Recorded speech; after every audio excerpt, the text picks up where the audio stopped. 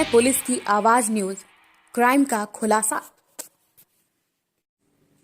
नमस्कार, स्वागत है आप सभी का। आप देख रहे हैं पुलिस की आवाज न्यूज और मैं हूं आपके साथ शालिनी पाठक। चलिए नजर डालते हैं इस वक्त की बड़ी खबर पर। 20 मार्च से उत्तराखंड के यमुनोत्री धाम से प्रारंभ हुई कलश पद यात्रा शनिवार को मथुरा के पुण्य तीर्थ स्थल श्री विश्राम घाट पर पहुंचकर संपन्न हुई। मथुरा के युवा उद्योगपति रंजीत महेश पाठक के द्वारा मां यमुना के प्रति दिखाई गई अनन्य भक्ति का परिणाम शनिवार को ब्रजवासियों को मां यमुना के एक बार फिर से ब्रज में आगमन के रूप में दिखाई दिया। मां यमुना के स्वागत सत्कार में ब्रजवासी पलक पावड़े बिछाकर जय घोष करने लगे। कोविड-19 के नियमों का पालन करते हुए यमुना भक्तों ने मां यमुना के दिव्य कलश पर पुष्प वर्षा कर यमुना भक्तों का स्वागत किया। इस मौके पर चारों ओर यमुना महारानी के जय घोष गुंजायमान हो रहे थे। बैंड की मधुर धार्मिक धुनों के मध्य यमुना भक्त मां यमुना के कलश की पालकी को अपने कंधों पर विराजमान कराकर विश्राम घाट की ओर कदम ताल करते हुए बढ़ रहे थे, जिसके चलते समूचे पदयात्रा मार्ग का दृश्य यमुना की भक्ति में लीन नजर आया। विश्राम घाट पर पहुंचते ही पदयात्रा का समापन हुआ। इस मौके पर यमुनोत्री से चांदी के कलश में लाई गई मां यमुना के पते व पावन जल का अखिल भारतीय तीर्थ पुरोहित महासभा के राष्ट्रीय अध्यक्ष और श्री माथुर चतुर्वेद परिषद के मुख्य संरक्षक महेश पाठक सहित अन्य उपस्थित भक्तों के द्वारा आरती उतारकर पुण्य लाभ प्राप्त किया गया। इस आयोजन के संबंध में युवा उद्योगपति रंजीत पाठक ने अपने मन की मंशा से अवगत कराते हुए इस आयोजन की प्रेरणा के संबंध में देखिए, ये जो यात्रा है ये एक प्रकार का संकल्प है जो 15 नवंबर दिवाली की अमावस्या पे शुरू हुआ था। उसके दूसरे दिन पर यम तिथिवार के दिन पर कलश की स्थापना हुई थी यमुनोत्री में। फिर 20 मार्च को शनिवार को हम लोगों ने ये यात्रा शुरू की है 2021 से, और शुरू करके हम लोग अब इसको 18 को कल खत्म कर रहे हैं। वैसे तो हम यहाँ पर आ चुके हैं, मथुरा में आ गए, तो हमारी यात्रा संपन्न हो चुकी है। लेकिन कल यमुना छठ है, कल का दिवस मनाना है जो साल का 108वां दिन है। बड़ा ही इम्पोर्टेंट डे है, बहुत ही महत्वपूर्ण दिन है। इनके पिताजी का दिन है सूर्य नारायण का। हम इनके भ्राता शनिदेव के दिन पर शनिवार को शुरू कर गए हैं और शनिवार को यहाँ पर पहुंचे हैं। और ये मां यमुना की आवाज बनने के लिए एक संकल्प था। हमको मां यमुना की आवाज बनना था। उसका आदि भौतिक रूप, उसका भौतिक रूप, उसका आदि दैविक रूप, जो भी गंगा जी को सब समझते हैं कि महादेव की मतलब जटाओं से आती है, उनके लिए तो इतना ही बहुत है। लेकिन मां यमुना के बारे में कौन बात करता है? बात करनी चाहिए। देश की राजधानी में से उसकी हत्या की जाती है। हमने देश की राजधानी में इंद्रप्रस्थ में अब की बार कुछ दिन पहले जब हमारा वहाँ पर पड़ाव था 10 तारीख को शनिवार के दिन पर हमने कृष्ण कालिंदी विवाह किया, दिल्ली वालों को ये बताने के लिए कि माँ कालिंदी का, माँ यमुना का, कालिंदी रूपी यमुना का जो विवाह हुआ था इंद्रप्रस्थ में श्री कृष्ण से हुआ था, जिसको अर्जुन ने साक्षी किया था। तो सब कुछ माँ यमुना के लिए। माँ यमुना का कल जन्मदिन है, उसको भव्य रूप से मनाया जाए, यमुना छठ मनाया जाए, बस इतना ही संकल्प है। जय हो माँ यमुना की। लोगों के लिए, लोगों में माँ यमुना के प्रति भावना जगनी चाहिए। माँ यमुना की आवाज़ बने, सब लोग माँ यमुना की आवाज़ बने। ये यम की बहन है, ये जब यम को छाया दोष से मुक्त करा सकती है, तो कलयुग के पापों के लिए तो ये मतलब हमारे लिए ये बेस्ट हमारा एक देवता है। ये कलयुग की देवी है, कलयुग की काली है, इसका स्मरण करिए। जय हो। यमुना दल कहाँ से रहा है? कितने दिन की यात्रा थी? 28 दिन की यात्रा थी। यमुनोत्री से शुरू की खरसाली कुशीमठ से, और 620 किलोमीटर की यात्रा को हमने लगभग 28 दिन में कंप्लीट किया है। और हम यमुना के किनारे किनारे आए, बड़कोट, विकासनगर, पौंटा साहिब, हथरीकोट में हमने ब्रज की होली बनाई। फिर हथरीकोट से आगे बढ़ते बढ़ते हम लोग फिर नीचे की तरफ आए, सहारनपुर साइड से मेरठ मुजफ्फरनगर, बागपत, शामली, कैराना, दिल्ली, और ये करते हुए नोएडा हम फिर ब्रज में एंटर किए। शेरगढ़ से मानागढ़ी, दंदौर, ये सब करते हुए बिहार भर में हमारा स्टॉप था।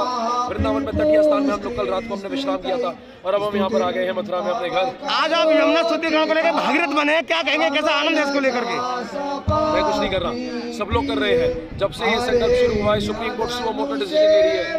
यूपी के सीएम यमुना जी की बात कर रहे हैं, दिल्ली के सीएम यमुना जी की बात कर रहे हैं। सब कुछ हो रहा है, बहुत कुछ हो रहा है, और देवताओं का काम है। अब देवताओं के काम में किसी को बस देवता की आवाज उठानी चाहिए, जय श्री नाम आना चाहिए देवता का, बस उतनी से देवता को बहुत शक्ति मिलती है, और देवता फिर अपने सारे काम अपने खुद ही करा लेते हैं। अपनी कुंड से आगे की यमुना की स्थिति क्या है? बहुत बुरी।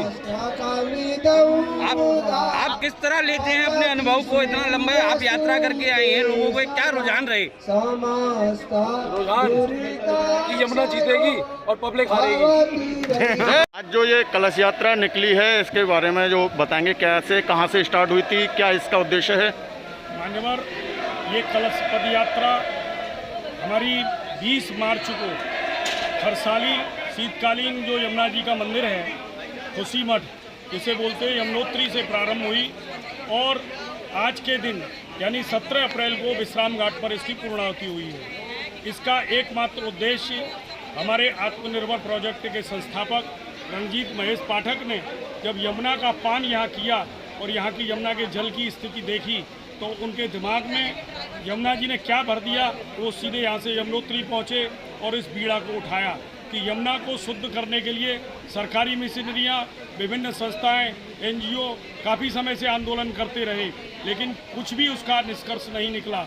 उन्होंने समझा और समझने के बाद में यमुना के किनारे किनारे होते हुए लोगों में यमुना प्रदूषण के लिए और यमुना की जो महत्व है, यमुना की जो वास्तविकता है और यमुना की जो प्रासंगिकता है उसको समझाते हुए इस कलश पद यात्रा को लेकर के आए हैं। इस कलश यात्रा का उद्देश्य क्या रहा और कैसा अनुभव रहा? इस कलश यात्रा का एकमात्र उद्देश्य केवल यमुना भक्तों में और जो यमुना जी को किसी न किसी रूप में उपयोग में लाते हैं उन लोगों में प्रदूषण के प्रति जागरूकता उत्पन्न करना है। और दूसरे, हमको पहाड़ से लेकर के यहाँ तक सभी ग्रामीण क्षेत्रों में, चाहे वो किसी भी समाज का हो, किसी भी जाति धर्म का हो, चाहे वो हिंदू हो, मुस्लिम हो, सभी ने स्वागत किया और सभी ने बहुत अच्छा हमको सहयोग दिया। नमस्कार, हम जहाँ खड़े हैं वो है विश्राम घाट और ये जमुना महामाई का आप नज़ारा देख सकते हैं।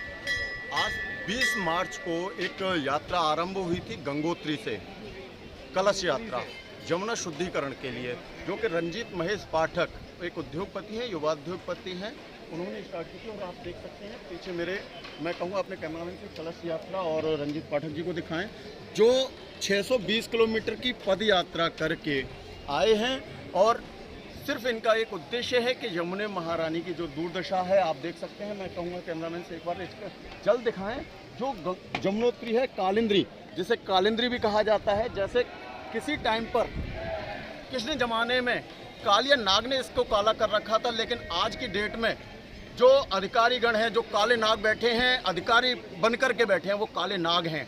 उस कृष्ण के ज़माने में कालिया नाग था और आज के ज़माने में ये नेतागण हैं, अधिकारीगण हैं, जिनकी बदौलत आज यमुना जी की ये दुर्दशा हो रही है। उसी में जागरूकता फैलाने के लिए ये रंजीत महेश पाठक ने एक पद यात्रा स्टार्ट की थी और कलश यात्रा है इनकी ये। और कल यमुना जी का जन्मदिन है और इस जन्मदिन को मनाने के लिए इन्होंने एक जागरूकता फैलाने के लिए ये अभियान छेड़ा था। इससे पहले भी बहुत सारे यमुना शुद्धिकरण के आंदोलन चले, लेकिन वो राजनीति की भेंट कहीं ना कहीं चढ़ गए।